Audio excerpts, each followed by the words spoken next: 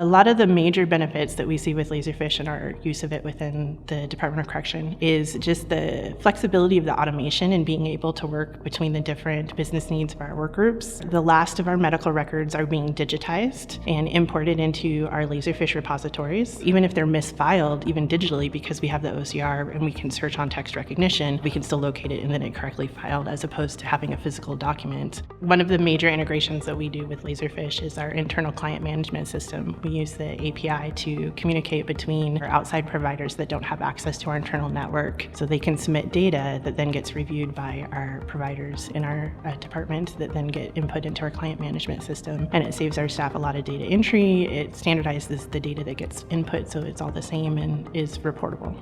So one of our upcoming projects that we'll be working on is implementing records management with our document repository systems. It's important to not host information and documentation that's out of date because it could be returned for a subpoena or e-discovery or public records request. And if that documentation is no longer valid, we shouldn't be returning it. It opens us up to a risk of litigation or misunderstandings or discovery of information that is no longer pertinent to the client or resident and shouldn't be returned.